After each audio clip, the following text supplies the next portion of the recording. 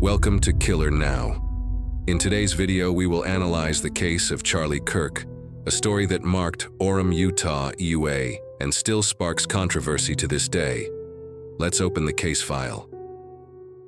Charlie Kirk was born on October 14, 1993, in Arlington Heights, Illinois, and grew up in the Chicago suburbs.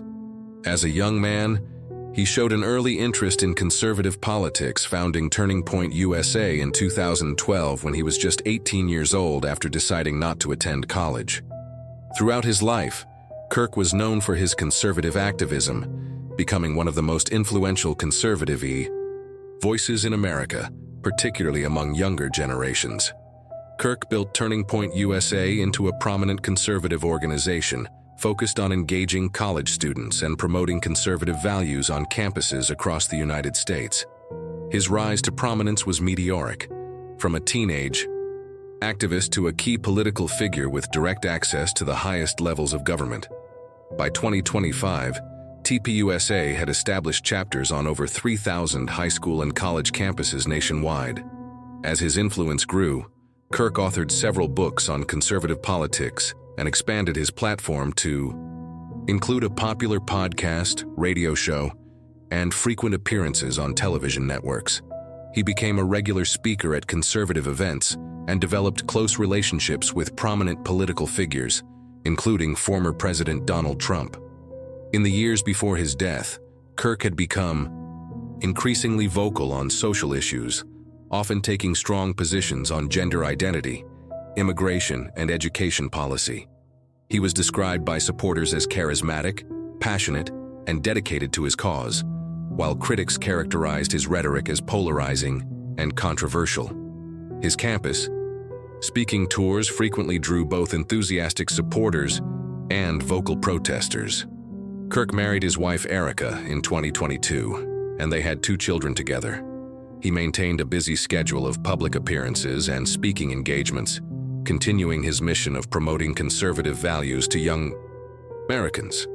But in September 2025, his name would occupy headlines for the darkest of reasons when he became the target of what Utah Governor Spencer Cox would later call a political assassination while speaking at Utah Valley University, forever changing the conversation about political discourse in America. On September 10, 2025, Charlie Kirk was scheduled to speak at an outdoor event on the campus of Utah Valley University in Orem, Utah. The afternoon gathering was organized as part of a campus speaking tour, with several hundred attendees assembled at the university's outdoor pavilion area to hear Kirk's address.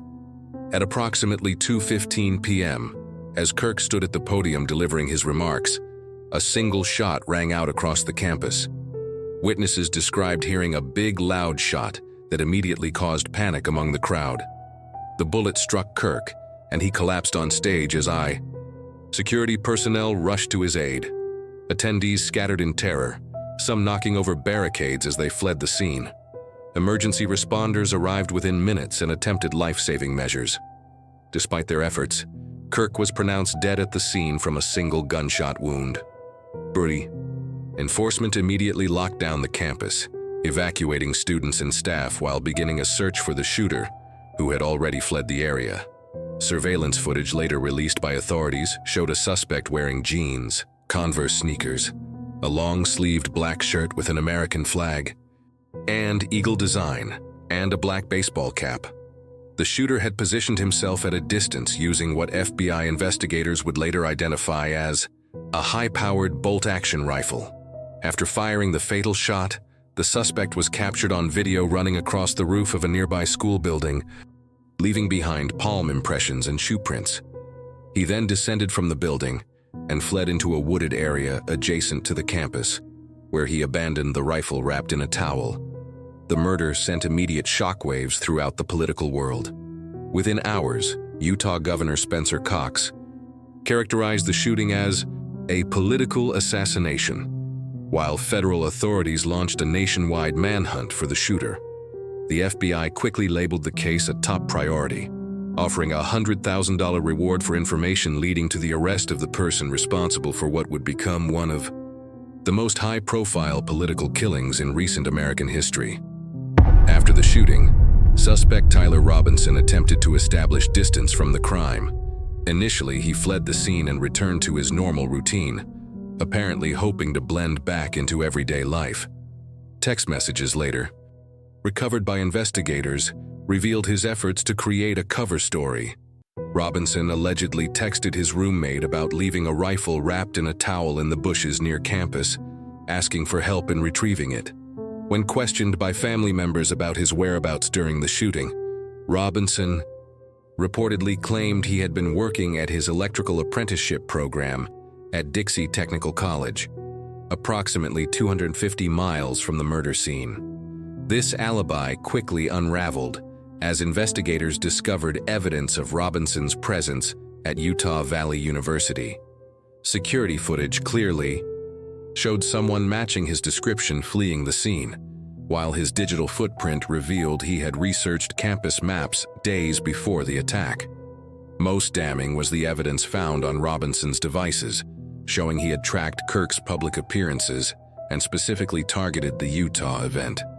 When confronted with mounting evidence, family members reported that Robinson's behavior had changed noticeably in the days following the shooting, becoming withdrawn and anxious, a stark contrast to what they described as his previously squeaky clean demeanor. The attempted cover-up collapsed entirely when Robinson's father and a family friend, a retired law enforcement officer, drove him to the Washington County Sheriff's Office on September 11th, where he surrendered to authorities. Law enforcement initiated their investigation immediately after the shooting on September 10, 2025.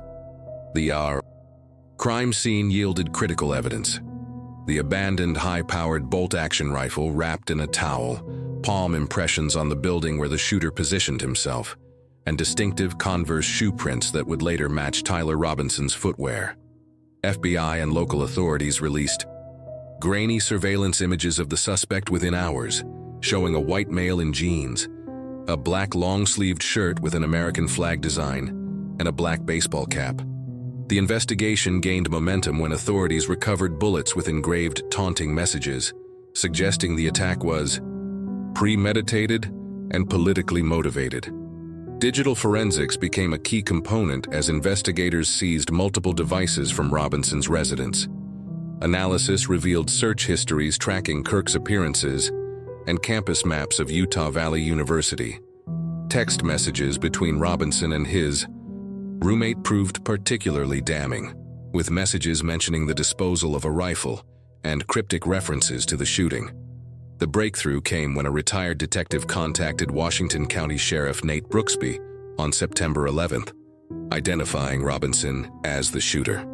Robinson's father and a close family friend subsequently drove him to surrender to authorities under what officials described as gentle conditions. When questioned about his motive, Robinson allegedly told family members, "There is too much evil, and the guy spreads too much hate," a statement prosecutors later described as tantamount to a confession. The assassination of Charlie Kirk instantly became headline news across America and globally. Within hours of the shooting, social media platforms were flooded with graphic videos of the incident, prompting Republican Representative Anna Paulina Luna to call on social media executives to remove the horrifying videos of Charlie Kirk's murder, noting that he has a family, young children, and no one should be forced to relive this tragedy online. The public response was immediate and polarized. Flags across federal buildings were lowered to half-staff by presidential proclamation. Vigils sprung up nationwide, including one at the Kennedy Center in Washington, D.C., where lines of mourners wrapped around the building. Outside Turning Point USA headquarters in Phoenix, supporters left flowers, cards, and wore T-shirts bearing the phrase, "We are Charlie." Political leaders from across the spectrum condemned the violence. All living former presidents issued statements, with George W. Bush noting Kirk was murdered in cold blood while expressing his political views. Former President Barack Obama declared that this kind of despicable violence has no place in our democracy. While the nation mourned, the case sparked intense debate about political rhetoric and violence in America. President Donald Trump blamed the radical left for Kirk's death, calling it the tragic consequence of demonizing those with whom you disagree. Meanwhile, Senate Majority Leader Chuck Schumer cautioned against pointing fingers or blame, noting that violence affects so many different people of so many different political persuasions. The contrast between Robinson's ordinary background and the heinous crime shocked many. Described by his grandmother as squeaky clean and considerate, the 22-year-old electrical apprentice seemed an unlikely assassin. This disconnect only fueled public fascination with the case, as Americans struggled to understand how someone with no prior criminal history could commit such a shocking act of political violence. The shooting also triggered a broader national conversation about the increasing dangers of heated political rhetoric, with many calling for greater civility in public discourse. Kirk's widow, Erica, became a powerful voice amid the tragedy, vowing in an emotional statement that the movement my husband built will not die, and promising to continue his campus tours and media platforms. In late September 2025, Tyler Robinson made his first court appearance via video from the Utah County Jail. The initial hearing was brief, but emotionally charged, with Robinson appearing emotionless throughout the 12-minute proceeding. Family members of Kirk who attended later expressed dismay at his apparent lack of remorse, with one stating, "I wanted to see if he felt terrible, sorrowful, regretful, but there was nothing." Utah County Attorney Jeff Gray formally charged Robinson with 7 criminal counts, including aggravated murder, felony discharge of a firearm causing serious bodily injury, obstruction of justice, 2 counts of witness tampering, and commission of a violent offense in the presence of a child. In a significant announcement that drew national attention, prosecutors declared they would seek the death penalty. The prosecution's case centered on overwhelming evidence of premeditation and political motivation. They presented Robinson's extensive digital footprint tracking Kirk's appearances, text messages to his roommate referencing the murder weapon, and surveillance footage capturing his escape from the scene. FBI Co-Deputy Director Dan Bongino testified that Robinson had displayed an obsession with Kirk, citing messages where Robinson explicitly stated he had the opportunity to take out Charlie Kirk and he would do that. When asked why, Robinson allegedly wrote that some hatred cannot be negotiated with. Defense attorneys focused on Robinson's mental state and the influence of online radicalization, suggesting he had become increasingly isolated and consumed by extreme political content in the months leading up to the shooting. They pointed to statements from Robinson's mother that he had become more political in recent years, arguing that his actions represented not calculated malice, but the tragic result of internet-fueled extremism. The trial captured intense public attention, with demonstrations outside the courthouse from both supporters of Kirk and advocates against the death penalty. Governor Spencer Cox reiterated his support for capital punishment in the case, stating that affidavits are ready so that we can pursue the death penalty. The assassination of Charlie Kirk in September 2025 left an indelible mark on America's political landscape, triggering a profound national reckoning about political discourse and violence.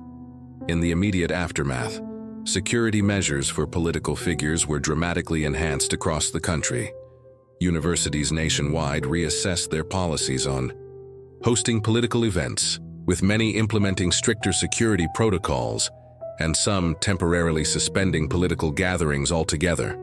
Kirk's widow, Erica, emerged as a powerful voice in conservative circles, vowing to continue her husband's legacy. To everyone listening tonight across America, the movement my husband built will not die, she declared in an emotional address. The cries of this widow will echo around the world like a battle cry. True to her word, she resumed Turning Point USA's campus tours and maintained Kirk's radio and podcast presence, transforming personal tragedy into renewed political purpose. The case sparked unprecedented scrutiny of social media platforms and their role in political radicalization. Congressional hearings examined how online echo chambers might contribute to extremism, with testimony from technology experts and law enforcement officials, including FBI Director Kash Patel, who noted that investigators were interviewing numerous individuals who had participated in online chats with Robinson. Within the military and federal agencies, the assassination prompted internal reviews after several service members were relieved of duties for making inappropriate comments about Kirk's death. Defense Secretary Pete Hegseth ordered staff to identify any military personnel who appeared to condone the murder, leading to disciplinary actions that themselves became controversial. Perhaps most significantly, the case became a somber reference point in discussions about American political culture. Leaders from across the political spectrum, including former presidents from both parties, called for a return to civility and the recognition that members of other political parties are not our enemies. They are our fellow citizens. As George W. Bush put it, the assassination of Charlie Kirk remains one of the most shocking acts of political violence in recent American history, a tragic reminder of how heated rhetoric can have deadly consequences in a divided nation.